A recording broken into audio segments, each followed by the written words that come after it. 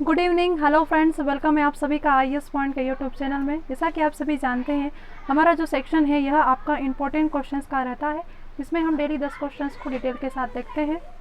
आज का जो हमारा टॉपिक होगा वह होगा चक्रवात। चक्रवात से जितने भी क्वेश्चन बन सकते हैं आज की क्लास में हम वह देखेंगे, बाकी क्वेश्चन हम कल की क्लास में देखेंगे। अगर किसी भी क्वेश्चन का आंसर आपको पता है तो आप कमेंट सेक्शन में ज़रूर बताइए। इससे क्या होगा कि आपको पता चलेगा कि आपको कितने क्वेश्चन आ रहे हैं, कितने क्वेश्चन नहीं आ रहे हैं, या फिर यह क्वेश्चन आपके सामने आता है तो हाँ आपने यह टिक लगाया था, इस तरीके से याद रहता है। क्योंकि सिर्फ सुनने से कुछ नहीं होता है, आपको समझना पड़ता है, क्वेश्चन लगाने पड़ते हैं, उसी के बाद ही आपका जो स्टडी है वो स्ट्रॉन्ग होता है। चलिए चलते हैं हमारे क्वेश्चन नंबर पहले की ओर। चक्रवात की उत्पत्ति किस प्रकार होती है? ऑप्शन है आपके पास दो विभिन्न वायु राशियों के मिलने से, दो विभिन्न तापमान वाली वायु राशियों के मिलने से, वायुमंडलीय दिशाओं के असाधारण परिवर्तन से, या फिर उपरोक्त सभी। चक्रवात जो होता है उसकी उत्पत्ति यानी कि वह कैसे बनता है, क्या होगा इसका सही जवाब? ऑप्शन नंबर ए, बी, सी या फिर डी। कैसे बनता है चक्रवात? देखो, अब मैं आपको बता दूं कि जो चक्रवात है ना, यह दो विभिन्न तापमान वाली जो वायु राशि होती है उनसे बनता है। अब कैसे हमको पता चलेगा, चलिए देखते हैं। कम वायुमंडलीय दाब के चारों ओर गर्म हवाओं की तेज आंधी को चक्रवात कहते हैं। यानी कि जहाँ का वायुमंडल दाब कम हो उसके चारों ओर जो गर्म गर्म हवाएं चलती हैं, ठीक है, या आंधी, उसको क्या बोलते हैं हम? चक्रवात। जैसे होता है ना, हम बोलते हैं बवंडर आया, इस तरीके से उन्हें चक्रवात, मतलब उसी का बड़ा रूप चक्रवात होता है। दक्षिणी गोलार्ध में इन गर्म हवाओं को चक्रवात के नाम से जाना जाता है और ये घड़ी की सुइयों के चलने की दिशा में चलते हैं। जो घड़ी है ना, गोल गोल गोल गोल चलती है, इस तरीके से ये चलते हैं। जबकि उत्तरी गोलार्ध में इन गर्म हवाओं को हेरिकेन या टाइफून कहते हैं। देखो, तो दक्षिणी गोलार्ध इसे उसमें क्या कहते हैं? चक्रवात कहते हैं। और जो उत्तरी गोलार्ध है उसमें इसे क्या कहते हैं? हेरिकेन या फिर टाइफून कहा जाता है। ये घड़ी की सुइयों के विपरीत दिशा में होता है। वो उस जैसे कि ये तो जो दक्षिणी गोलार्ध में तो घड़ी की सुइयों के तरह हो रहा है, परंतु ये जो है ये है ना विपरीत होता है। कौन सा? उत्तरी गोलार्ध। क्लियर है? अगला क्वेश्चन है, चक्रवात का शांत क्षेत्र क्या कहलाता है? ऑप्शन है आपके पास तक्षु, गर्त, परिक्षेत्र या फिर केंद्र। क्या होगा इसका सही जवाब? देखो, अब चक्रवात का जो शांत क्षेत्र, मैंने आपको बताया चक्रवात क्या होता है, अब उसका शांत क्षेत्र यानी कि जब वो शांत होता है तो उस वो क्षेत्र को क्या बोलते हैं? तो क्या बताओगे? चक्षु बोला जाता है। यानी कि आपका ऑप्शन नंबर ए सही होगा। अगला क्वेश्चन है, टी मापक है उस पर निम्न में से किसका मापन किया जाता है? यानी कि टी माप से किसे नापा जाता है? भूकंपीय तरंग, पवनों की गति, चक्रवातों की शक्ति या फिर वर्षा की मात्रा।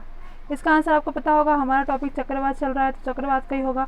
तो जो चक्रवातों की जो शक्ति होती है, यानी कि ये कितना कितना तेज जा रहा है, इसकी मतलब कि इसकी रफ्तार क्या है, इस तरीके से किसमें नापा जाता है? तो टी मापक यंत्र होता है जिसमें मापन किया जाता है। किसे? चक्रवातों की जो शक्ति होती है उसे। टी मापक पर चक्रवातों की शक्ति का मापन किया जाता है। अगला क्वेश्चन है, हरिकेन चलते हैं। ऑप्शन है आपके पास यूरोप में, सहारा मरुस्थल में, चीन सागर में या फिर मिसिसिपी घाटी पे। कहाँ पर चलते हैं? मैंने बताया था आपको, उत्तरी गोलार्ध में। हेरिकेन किसे कहा जाता है? चक्रवातों कहा जाता है। तो क्या है इसमें? उत्तरी गोलार्ध में कौन सी चीज़ है? ऑप्शन नंबर ए, बी, सी या फिर डी। यूरोप में है क्या? सहारा मरुस्थल में, चीन सागर में या फिर मिसिसिपी घाटी में। तो देखो, जो हरिकेन चलते हैं ना, यानी कि चक्रवात ज़्यादातर चलते हैं, कहाँ चलते हैं? तो मिसी जो सीपी घाटी है उसमें चलते हैं। तो आपका जो सही जवाब होगा वो क्या होगा? Option number D.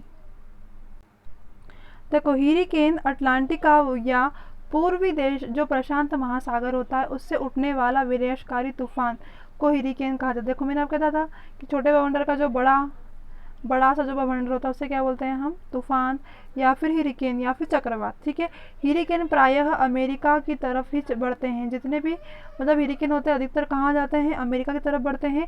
इसकी जो हवा की गति होती है वह कितनी होती है? तो 90 किलोमीटर प्रति घंटा से 190 किलोमीटर प्रति घंटा तक होती है। टी मापन में इसे नापा जाता है। किसमें? टी मापन में। हमें अभी देखा था। इसके साथ साथ जो चक्रवात होते हैं, जो हेरिकेन होते हैं, अधिकतर कितने मतलब कितने से शुरू होते हैं? तो आपके 90 किलोमीटर प्रति घंटा से लेकर तो 190 किलोमीटर प्रति घंटा तक होती है। मतलब इतना तेज होता है यह। निम्नलिखित में से कौन सा देश टाइफून से प्रभावित होता है? वही चीज़ें हैं, आपसे घुमा फिरा के पूछिए। अब देखो, टाइफून से यानी कि चक्रवात से कौन सा प्रभावित रहता है अधिकतर? ऑप्शन है आपके पास होंडुरास एवं ग्वाटेमाला, बांग्लादेश, फिलीपींस एवं जापान, या फिर मिसिसिपी घाटी। कौन सा होगा आपका ऑप्शन क्वेश्चन नंबर 5वें का? ऑप्शन नंबर सी, यानी कि जो फिलीपींस और जापान होता है यह टाइफून से प्रभावित रहता है, मतलब कि यहाँ पे बहुत ज़्यादा टाइफून रहता है, तो ये हमेशा ही प्रभावित रहता है। ठीक है,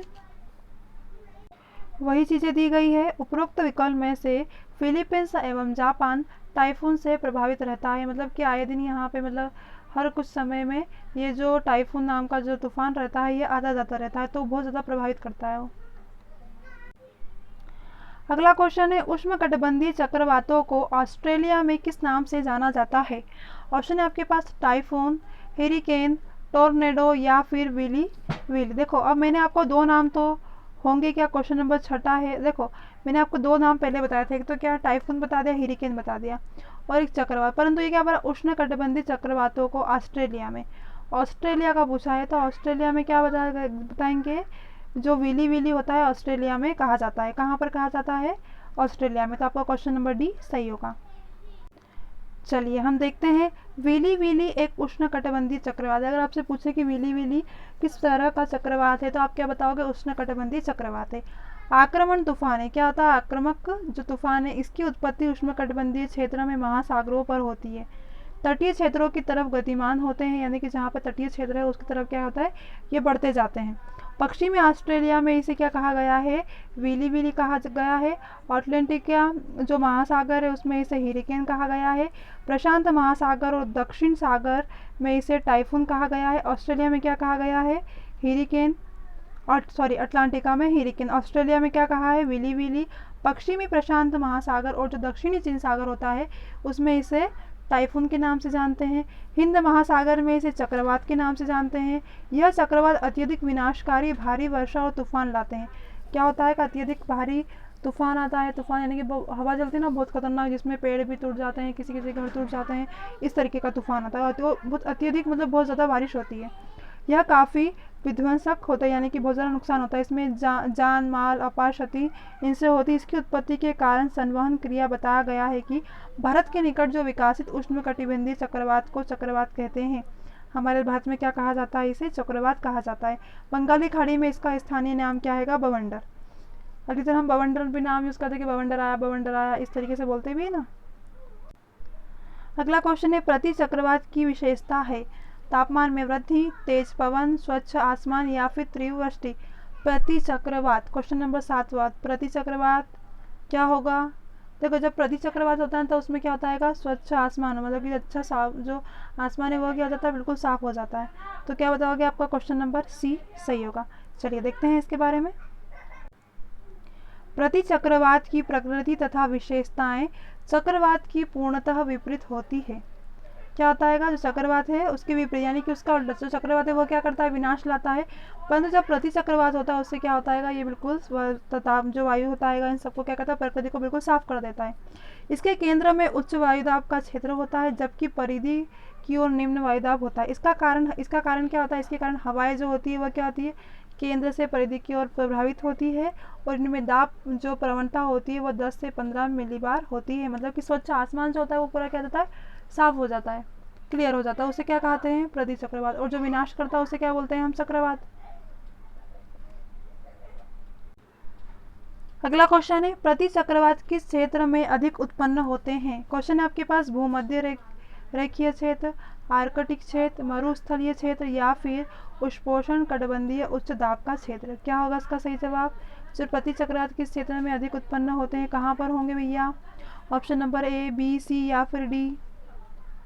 ऑब्वियसली उष्णोष्ण कटिबंधीय जहाँ पे उच्च दाब होगा उसी क्षेत्र में होगा ना, मतलब साफ तो वहीं पे करेगा ना जहाँ उच्च दाब होंगे।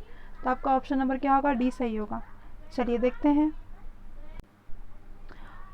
उष्ण प्रति चक्रवात उपोष्ण उच्च दाब पेटी से उत्पन्न होते हैं, जहां हवाओं का अपसरण यानी जो ड्राइविंग्स होता है वो क्या होता है? शीतल प्रति चक्रवात आर्कटिक क्षेत्र में उत्पन्न होता है। जो मतलब कि जो हवाओं का जो मतलब कि जो होती है ठंडी हवा है इस तरीके से, तो क्या होता है जो शीतल प्रति चक्रवात होता है वो आर्कटिक क्षेत्र में उत्पन्न होता है। अगर आपसे पूछे कि शीतल चक्रवात कहाँ उत्पन्न होता था, आप क्या बताओगे, आर्कटिक क्षेत्र में उत्पन्न होता है।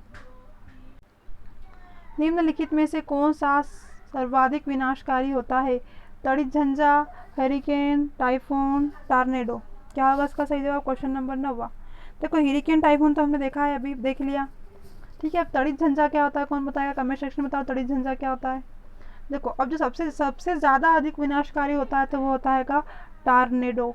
जो टॉर्नेडो है यह सबसे अधिक विनाशकारी चक्रवात होता है, कौन सा, टॉर्नेडो। चलिए देखते हैं यह क्या है।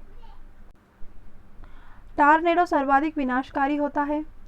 हवा के जो प्रचंडता पूर्वक चक्रण करने वाले स्तंभ को टॉर्नेडो कहते हैं। मतलब कि जो हवा होती है ना उसका एक बड़ा सा जो भवंडर लंबा सा उड़ता है उससे मतलब स्तंभ टाइप दिखता है, उसे क्या बोलते हैं, टॉर्नेडो कहा जाता है।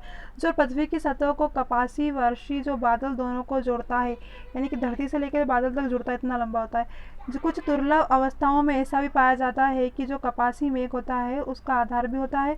इन्हें अक्सर ट्यूटर्स अर्थात चक्रवात भी कहा जाता है। हालांकि मौसम विज्ञान में चक्रवात शब्द का प्रयोग व्यापक अर्थ में अल्पदाब वाले परिसंचरण के लिए किया गया है। अल्पदाब यानी कम जो होता है, मीडियम होता है, उसे क्या कहते हैं, चक्रवात। पर सबसे जो अत्यधिक खतरनाक होता है वह कौन सा है, तो आपको क्या होता है कि टॉर्नेडो। तो आपका सही जवाब क्या होगा, ऑप्शन नंबर डी। चलिए आज की क्लास हमारी यहीं पर खत्म होती है। अगर किसी भी क्वेश्चन में आपको कोई भी डिफिकल्टी आती है तो आप कमेंट सेक्शन में पूछें। मिलते हैं हमारी अगली क्लास में, तब तक के लिए आप सभी को बेस्ट ऑफ लक।